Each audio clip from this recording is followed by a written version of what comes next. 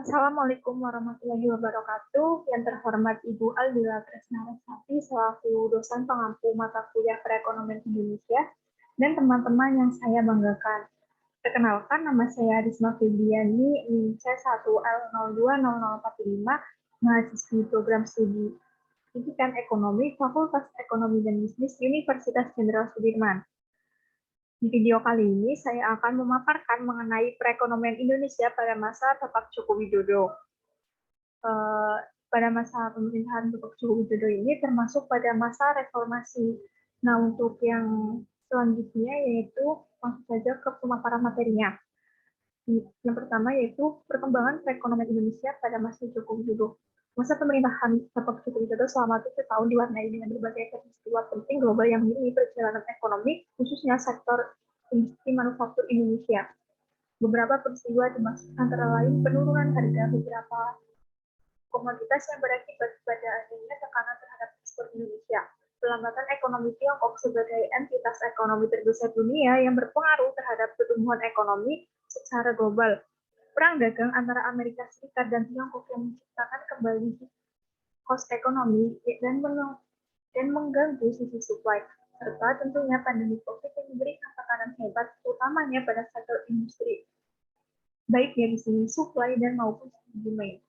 Dengan latar belakang kondisi global yang penuh dengan gejolak dan ketidakpastian tersebut, perjuangan bangsa Indonesia dalam membangun sektor industri manufaktur yang berdaulat, mandiri, berdaya saing, dan inklusif menghadapi tantangan yang tidak mudah.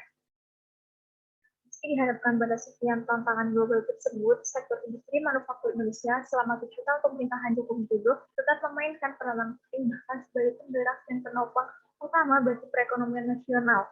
Pentingnya peranan sektor industri antara lain dapat dilihat dari realisasi investasi sektor industri manufaktur yang pada periode pertama pada tahun 2015 sampai 2019 menembus total nilai sebesar 1,1280 triliun dengan nilai rata-rata investasi tahunan sebesar 250 triliun. Total nilai investasi selama periode 5 tahun pertama ini bahkan lebih besar dari nilai investasi yang terakumulasi selama 10 tahun pada kurun waktu 2005 sampai 2014 pada periode kedua, realisasi investasi di sektor manufaktur tahun 2020 tercatat di angka 270 triliun rupiah, lebih tinggi dari nilai rata-rata periode sebelumnya, meski sektor industri mendapat hantaman keras atau hard hit dari pandemi COVID-19. Sementara pada semester 1 tahun 2021, realisasi investasi sektor manufaktur telah tertutup sebesar 170 triliun dan diperkirakan terus meningkat seiring dengan perbaikan beberapa indikator ekonomi lain. Yang selanjutnya itu memasuki periode pertama pemerintahan Joko Widodo. Jadi Jokowi pada pemilu 2014 untuk meningkatkan pertumbuhan ekonomi mencapai 7%, rupanya tidak terrealisasi. Meskipun terus meningkat sepanjang tahun 2015 sampai 2018, pertumbuhan ekonomi Indonesia hanya di kisaran 4 sampai 88% hingga 5,17%. 5 tahun silam, Jokowi Yusuf Kala atau JK optimis pertumbuhan ekonomi bisa tembus 7% asal memperhatikan investasi, regulasi, dan pembangunan industri. Hal tersebut disampaikan Jokowi saat debat pada April 2014 silam. Saat itu Jokowi berjanji untuk mempermudah perizinan khususnya untuk usaha. Tujuannya untuk menarik para investor baik dalam negeri maupun luar negeri. Selain itu, simplifikasi regulasi juga dimaksudkan untuk mendorong pengembangan sektor berbasis industri. Untuk mewujudkan nawacitanya, Jokowi JK sepanjang pemerintahan pada periode 1 mengeluarkan paket 1 kebijakan ekonomi atau PKE. Pada kuartal keempat tahun 2018, pemerintah mengeluarkan PKE ke-15 yang merupakan paket terakhir dari seluruh rangkaian. Perubahan dalam PKE tersebut antara lain memperluas penerapan insentif bagi peletakan devisa hasil ekspor atau DHE, sumber daya alam di dalam negeri. Upaya nyata lainnya, pemerintahan Jokowi JK selama ini juga fokus pada pembangunan infrastruktur antara lain untuk tujuan konektivitas, ketahanan pangan, maupun telekomunikasi. Selain itu, pemerintah juga banyak menggelontorkan insentif bagi dunia usaha seperti tax holiday dan tax allowance. Dari sisi kemudahan berusaha pada tahun 2018, pemerintah juga telah menerapkan Online Single Submission atau OSS untuk mempermudah izin berusaha.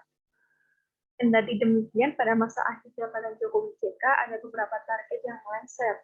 Misalnya, pertumbuhan investasi yang ditargetkan tumbuh 7% hanya mampu tumbuh sebesar 4,1% pada tahun 2018. Dari ekspor dan impor, justru sepanjang tahun 2018, neraca perdagangan mengalami defisit paling lama, yakni sebesar 8,57 miliar US dollar. Sedangkan pertumbuhan industri manufaktur berada di bawah 5%. Bahkan pada tahun 2018, industri manufaktur tumbuh melambat dibanding tahun sebelumnya. Tercatat pertumbuhan industri manufaktur tahun 2018 sebesar 4,07%, sedangkan tahun sebelumnya tumbuh sebesar 4,74%. Padahal dalam RPJMN tahun 2015 sampai 2019, pertumbuhan industri manufaktur ditargetkan tumbuh 8%. Menteri PPN atau Kepala Bappenas Bambang Brojonegoro sempat menyebut salah satu penghambat laju pertumbuhan ekonomi paling krusial adalah industri manufaktur dan produktivitasnya. Nah, yang selanjutnya memasuki ke periode 2 masa pemerintahan Bapak Joko Widodo. Presiden Joko Widodo memaparkan 5 hal yang akan menjadi fokus kerja di periode kedua pemerintahan pada tahun 2019 sampai 2024 bersama Wakil Presiden Ma'ruf Amin. Hal tersebut disampaikan Presiden Jokowi dalam pidato awal masa jabatan usai dilantik. Yang pertama, Presiden Jokowi akan menjadikan pembangunan sumber daya manusia atau SDM sebagai prioritas pertama. Dalam hal ini, Presiden Jokowi hendak membangun SDM yang pekerja keras, dinamis, terampil, menguasai ilmu pengetahuan dan teknologi, serta akan mengundang talenta-talenta global untuk bekerja sama. Yang kedua, pemerintah akan terus melanjutkan pembangunan infrastruktur. Menurut Presiden, infrastruktur tersebut akan menghubungkan kawasan produksi dengan kawasan distribusi, yang akan mempermudah akses ke kawasan wisata, mendongkrak lapangan kerja baru, serta mengakselerasi nilai tambah perekonomian rakyat. Nah, yang ketiga, Kepala Negara atau Bapak Presiden Jokowi ingin agar segala bentuk kendala regulasi disederhanakan dan dipangkas. Dalam hal ini, Presiden mengatakan pemerintah akan mengajak DPR untuk menerbitkan 2 undang-undang besar, yaitu Undang-Undang Cipta Lapangan Kerja dan Undang-Undang Pemberdayaan UMKM. Masing-masing undang-undang tersebut akan menjadi omnibus law, yaitu satu undang-undang yang sekaligus merevisi beberapa undang-undang, bahkan puluhan undang-undang. Puluhan undang-undang yang menghambat ciptaan lapangan kerja langsung direvisi sekaligus, dan juga puluhan undang-undang yang menghambat pengembangan UMKM juga akan langsung direvisi sekaligus. Nah, yang keempat, Presiden Jokowi ingin penyederhanaan birokrasi terus dilakukan secara besar-besaran.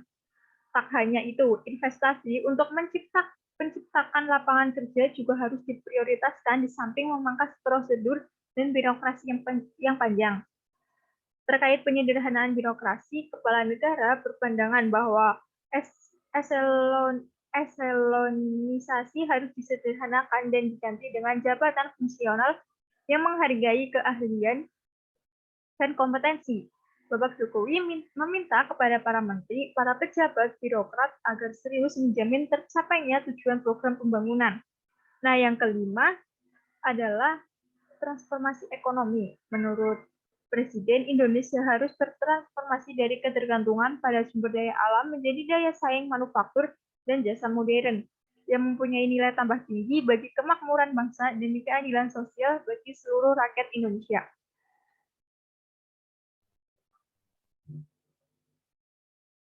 Upaya pemerataan industri juga ditempuh melalui pengembangan kawasan industri di luar Jawa. Pada 7 tahun masa pemerintahan Jokowi, 8 kawasan industri baru di luar Jawa telah berhasil dibangun dan beroperasi. Ini belum termasuk 4 kawasan industri yang sedang dalam tahap konstruksi dan 2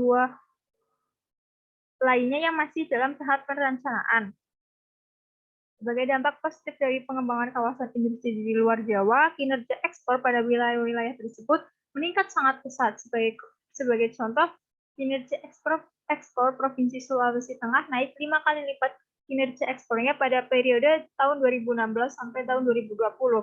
Pada tahun 2016, ekspor provinsi ini hanya tercatat sebesar 1,miliar US dollar, sedangkan pada tahun 2020 telah mencapai 7, miliar US dollar. Dalam rangka mengintegrasikan pendidikan dengan industri, Kementerian Perindustrian menyelenggarakan program SMK yang link and match dengan industri. Program ini dilaksanakan melalui kegiatan pembinaan program link and match, peningkatan kompetensi guru, fasilitas tenaga super expert, pengembangan sistem informasi atau database, peningkatan kapasitas teaching factory, dan monitoring serta evaluasi.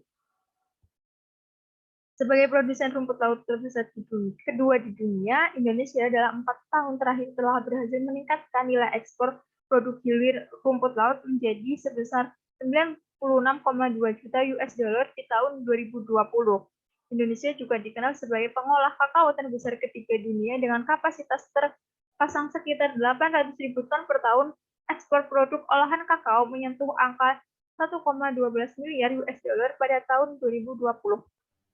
Selain itu, di sektor farmasi dan alat kesehatan, pemerintah tengah memacu penguatan industri farmasi berbasis fitofarmaka, di mana kita sudah mengembangkan dan memproduksi beberapa obat modern asli Indonesia atau OMAI yang telah digunakan di beberapa negara Eropa. Indonesia juga sudah mampu membuat ventilator dan generator atau konsentrator oksigen dalam negeri. Prototipenya sudah tersedia dan kini tengah menunggu hasil uji klinis untuk bisa diproduksi secara massal. Selain itu, terdapat tuntutan lain yang pada masa pemerintahan kedua ini tak luput untuk ditingkatkan, yaitu mengenai peningkatan peluang pasar dan investasi di sektor industri halal. Potensi pasar industri halal pada tahun 2023 diperkirakan sebesar 3 triliun US dollar. Angka ini akan semakin meningkat seiring semakin bertambahnya populasi penduduk muslim di dunia dan seiring dengan semakin banyaknya negara yang menerima konsep halal sebagai salah satu faktor penentu mutu sebuah produk. Mengingat sangat penting dan strategisnya industri halal, pemerintah telah mendirikan unit kerja khusus bernama Pusat Pemberdayaan Industri Halal atau PPIH di bawah Kementerian Perindustrian. Nah, yang selanjutnya, pada masa periode kedua pemerintahan Presiden Bapak Jokowi mengalami hambatan berupa pandemi COVID-19. Nah, di sini ada beberapa kebijakan di bidang ekonomi pada masa pandemi COVID-19 yang dilakukan oleh Bapak Jokowi. Yang pertama yaitu dukungan terhadap bidang kesehatan. Terkait dukungan terhadap bidang kesehatan, anggaran sebesar 75 triliun rupiah itu digunakan untuk perlindungan kepada tenaga kesehatan, seperti pengadaan alat pelindung diri atau APD. Anggaran juga akan digunakan untuk pembelian alat-alat kesehatan yang dibutuhkan seperti alat uji coba, reagen, ventilator, hand sanitizer, dan lainnya. Selain itu, anggaran bidang kesehatan juga akan dialokasikan untuk memperbarui rumah sakit rujukan COVID-19, termasuk Wisma Atlet Kemayoran, Jakarta. Yang kedua, berupa insentif bulanan tenaga medis. Selain memberikan santunan kematian kepada perangkat medis, pemerintah juga akan memberikan insentif lainnya.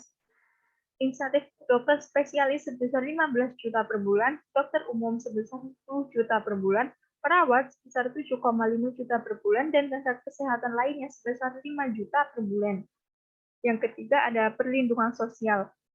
Prioritas kedua adalah anggaran untuk perlindungan sosial. Anggaran perlindungan sosial akan diprioritaskan untuk keluarga penerima manfaat PKH atau program Keluarga Harapan yang naik dari 9,2 juta keluarga menjadi 10 juta keluarga penerima manfaat. Selain itu, negara juga akan menaikkan penerima kartu sembako dari sebelumnya sebesar 15,2 juta penerima menjadi 20 juta penerima. Bantuan penerima kartu pun naik sekitar 33% dari 150.000 menjadi 200.000. Yang keempat, tarif listrik. Pemerintah juga akan membebaskan biaya untuk pelanggan listrik 400 volt selama 3 bulan ke depan. Untuk pelanggan listrik 450 yang jumlahnya sekitar 24 juta pelanggan akan digratiskan selama 3 bulan ke depan, yaitu April, Mei, dan Juni pada tahun 2020. Jokowi menambahkan bagi pelanggan listrik 900 volt ampere akan mendapatkan keringanan berupa potongan harga sebesar 50% selama periode yang sama. Saat ini jumlah pelanggan memakai listrik 900 volt, hampir sekitar 7 juta pelanggan. Selain itu, pemerintah menambah insentif perumahan bagi masyarakat berpenghasilan rendah atau MBR hingga 175.000. Pemerintah juga memberikan dukungan logistik sembako dan kebutuhan pokok dengan alokasi anggaran sebesar 25 triliun rupiah. Nah, yang kelima adalah naikkan anggaran kartu pekerja. Pemerintah akhirnya menaikkan anggaran kartu prakerja dari semula 10 triliun rupiah menjadi 20 triliun rupiah. Sementara itu, jumlah penerima manfaat ditetapkan sebesar 5,6 juta orang dan diutamakan pekerja informal serta pelaku usaha mikro dan kecil. Nilai manfaatnya sebesar 650.000 sampai 1 juta per bulan sampai selama 4 bulan ke depan. Insentif ini berupa biaya pelatihan sebesar 1 juta dan insentif pasca pelatihan sebesar 600.000. Kebijakan yang keenam yaitu pemulihan ekonomi. Prioritas ketiga Presiden adalah untuk memulihkan ekonomi usai pandemi COVID-19 di Indonesia. Pemerintah akan menanggung PPh 21 atau pajak penghasilan pekerja pada sektor industri pengolahan dengan penghasilan maksimal 200 juta dalam 1 tahun. Pemerintah juga membebaskan PPh impor untuk 19 sektor tertentu. Hal ini menyasar wajib pajak kemudahan impor, tujuan ekspor, dan wajib pajak KITE industri kecil menengah. Pemerintah juga mengurangi PPh 25 sebesar 30% untuk sektor tertentu KITE dan wajib pajak KITE industri kecil menengah. Tarif PPh badan juga diturunkan menjadi 22% untuk tahun 2020 dan tahun 2021, serta menjadi 20% mulai tahun 2022. Kebijakan yang ketujuh yaitu antisipasi defisit APBN. Jokowi menjelaskan bahwa Perpu ini diterbitkan untuk antisipasi defisit APBN yang diperkirakan mencapai 5,07%. Oleh karena itu, pemerintah membutuhkan relaksasi kebijakan defisit APBN di atas 3%. Namun, relaksasi defisit hanya untuk 3 tahun, yakni tahun 2020 hingga tahun 2023. Setelahnya atau pada tahun 2023 kembali disiplin fiskal maksimal 3%. Jokowi mengharapkan dukungan DPR RI. Perpu yang baru saja ditandatanganinya ini akan segera diundangkan dan dilaksanakan dalam waktu secepatnya yang akan menyampaikan kepada DPR RI untuk mendapatkan persetujuan menjadi undang-undang. Yang kedelapan, nasabah KUR dapat keringanan angsuran. Salah satu prioritas penyiapan anggaran untuk dunia usaha dalam rangka pemulihan ekonomi, selain pengurangan pajak penghasilan atau PPh dan pajak pertambahan nilai atau PPN, sektor tertentu, pemerintah juga berupaya melindungi para pengusaha kecil. Penundaan pembayaran pokok dan bunga untuk semua skema atau kredit usaha rakyat yang terdampak COVID-19 selama 6 bulan. Yang ke-9 ada bidang non-fiskal. Presiden Jokowi juga menyampaikan stimulus dalam bentuk non-fiskal. Hal ini guna menjamin ketersediaan barang yang dibutuhkan, termasuk bahan baku industri. Kebijakan non-fiskal seperti penyederhanaan lartas ekspor, penyederhanaan lartas impor, percepatan layanan proses ekspor impor melalui National Logistic Ecosystem. Yang ke-10, refocusing dan relokasi belanja. Pemerintah tetap melakukan upaya menjaga pengelolaan fiskal yang hati-hati melalui refocusing dan relokasi belanja untuk penanganan COVID-19, melakukan penghematan belanja yang tidak prioritas sesuai perubahan kondisi tahun 2020 sehingga dilakukan penghematan 190 triliun dan termasuk realokasi cadangan sebesar 54,6 triliun rupiah. Kemudian yang ke-11 yaitu menyiapkan Perpu. Menurut Bapak Jokowi, setelah berbicara dengan Gubernur Bank Indonesia, Ketua Komisioner OJK, dan Kepala LPS, Perpu yang akan dikeluarkan pemerintah berisikan 3 hal penting. Yang pertama, kebijakan dan langkah-langkah luar biasa atau extraordinary dalam menyelamatkan perekonomian nasional dan stabilitas sistem keuangan. Yang kedua, melalui berbagai relaksasi yang berkaitan dengan pelaksanaan APBN tahun 2020. Dan terakhir, memperkuat kewenangan berbagai lembaga dalam sektor keuangan. Perpu juga mengantisipasi kemungkinan terjadinya defisit yang diperkirakan akan mencapai sebesar 5,07%. Nah, sekian pemaparan materi mengenai perekonomian Indonesia pada masa pemerintahan Bapak Joko Widodo. Kurang lebihnya saya mohon maaf. Wassalamualaikum warahmatullahi wabarakatuh. Terima kasih.